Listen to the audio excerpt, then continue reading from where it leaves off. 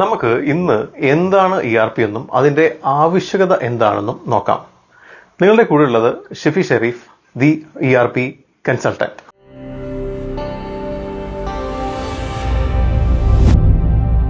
ERP അഥവാ enterprise resource planning എന്നത് ഒരു സമഗ്ര സോഫ്റ്റ്വെയർ സൊല്യൂഷനാണ്. ബിസിനസ് പ്രവർത്തനങ്ങളെ എല്ലാം ഏകീകരിച്ച് കൈകാര്യം ചെയ്യുന്നതിന് ഉപയോഗിക്കുന്നു.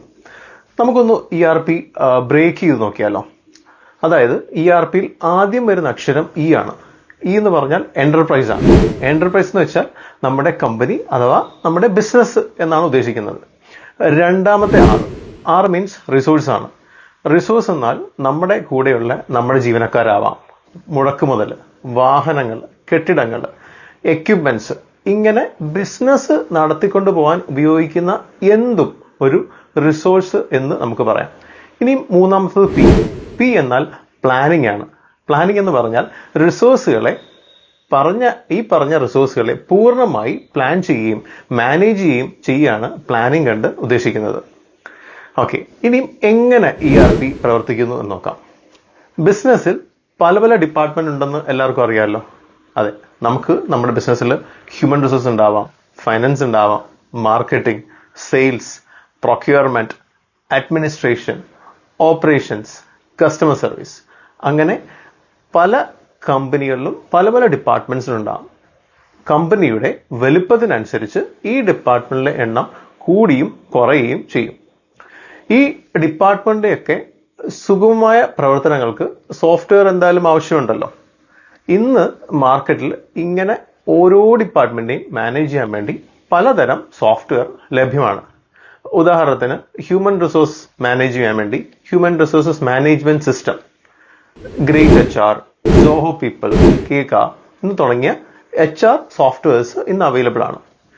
ഫൈനാൻസിന്റെ കേസ് എടുത്തു കഴിഞ്ഞാൽ നമുക്കെല്ലാം അറിയാവുന്ന പോലെ ടാലി ERP ഉണ്ട്, സോഹോ ബുക്സ് ഉണ്ട്. സെയിൽസ് മാനേജ് ചെയ്യാൻ വേണ്ടി സെയിൽസ് ഫോഴ്സ് ഉണ്ട്, ഫ്രഷ്വർക്സ് ഉണ്ട്, monday.com ഉണ്ട്. അങ്ങനെ ഓരോ ഡിപ്പാർട്ട്മെന്റിനെയും മാനേജ് ചെയ്യാൻ പ്രത്യേകം സോഫ്റ്റ്വെയർ വേണ്ടിവരും.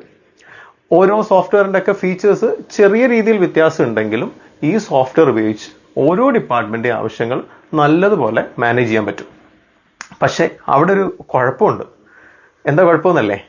ഇങ്ങനെ ഓരോ ഡിപ്പാർട്ട്മെന്റും ഉപയോഗിക്കുന്ന പലതരം സോഫ്റ്റ്വെയർ തമ്മിൽ സംസാരിക്കാൻ കഴിയില്ല. അതായത് HR ഡിപ്പാർട്ട്മെന്റിൽ സോഹോ പീപ്പിൾ സോഫ്റ്റ്വെയർ ഉപയോഗിക്കുന്നു എന്ന് വിചാരിക്കുക, ഫൈനാൻസ് ഡിപ്പാർട്ട്മെന്റിൽ ടാലിയും ഉപയോഗിക്കുന്നു വിചാരിക്കുക.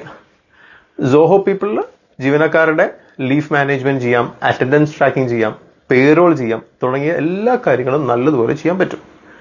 അതുപോലെ ടാലി അക്കൗണ്ട്സിൽ ഇൻവോയ്സിങ്, GST കംപ്ലയൻസ് എല്ലാം മാനേജ് ചെയ്യാൻ പറ്റും. സോഹോ പീപ്പിളിലും ടാലിയിലും ഉള്ള ഡേറ്റ തത്സമയത്തിൽ അവർക്ക് ഷെയർ ചെയ്യാൻ കഴിയില്ല എന്നുള്ളതാണ് ഏറ്റവും വലിയ ന്യൂനത. ഉദാഹരണത്തിന് HR ഡിപ്പാർട്ട്മെന്റിൽ സാലറി പ്രോസസ് ചെയ്ത ശേഷം ഫൈനാൻസ് ഡിപ്പാർട്ട്മെന്റിൽ അതിന്റെ ഡേറ്റ ചിലപ്പോൾ ഉപയോഗിക്കേണ്ടി വരും. അതിനായി ജീവനക്കാരുടെ പേരുകളും മറ്റും ടാലിയിൽ വീണ്ടും എൻട്രി ചെയ്യേണ്ടി വരും. ഇത് ശരിക്കും ഒരു ഡ്യൂപ്ലിക്കേഷൻ ഓഫ് വർക്ക്സ് ആണ്. നമ്മുടെ സമയം നഷ്ടപ്പെടാനും അത് കാരണമാവും. ഈ പ്രശ്നം പരിഹരിക്കാനാണ് ERP അഥവാ എന്റർപ്രൈസ് റിസോഴ്സ് സിസ്റ്റം ബിസിനസ്സിലെ എല്ലാ ഡിപ്പാർട്ട്മെന്റിലും ഏകോപിപ്പിച്ചിട്ട് സെൻട്രലൈസ്ഡ് ഡാറ്റ സിസ്റ്റം ഉപയോഗിക്കുന്നു. അതുകൊണ്ട് HR, ഫൈനാൻസ്, മാർക്കറ്റിംഗ്, അതുപോലെ എല്ലാ ഡിപ്പാർട്ട്മെന്റിലെയും തമ്മിൽ സീംലെസ് ആയിട്ട് അത് കമ്മ്യൂണിക്കേറ്റ് ചെയ്യാനും സാധിക്കുന്നു. ഡേറ്റ പ്രോപ്പർ രീതിയിൽ സിങ്ക്രണൈസ് ചെയ്ത് പ്രവർത്തിക്കാനും കഴിയും. ERP സിസ്റ്റങ്ങൾ വിവിധ ഡിപ്പാർട്ട്മെന്റിലെ പ്രവർത്തനങ്ങൾ കോർഡിനേറ്റ് ചെയ്ത് ഫലപ്രാപ്തി വർദ്ധിപ്പിക്കാനും സഹായിക്കും. അതിനാൽ ഓരോ ഡിപ്പാർട്ട്മെന്റും പ്രത്യേകം സോഫ്റ്റ്വെയർ ഉപയോഗിച്ച് അവരുടെ ആവശ്യങ്ങൾ മാനേജ് ചെയ്തതിനേക്കാൾ ERP സിസ്റ്റം ഉപയോഗിക്കുന്നതിനാണ് കൂടുതൽ പ്രായോഗികവും പ്രയോജനകരവും. ERP സംബന്ധിച്ച് കൂടുതൽ വിവരങ്ങളുമായി അടുത്ത വീഡിയോയിൽ കാണാം. Until then, bye. Thank you.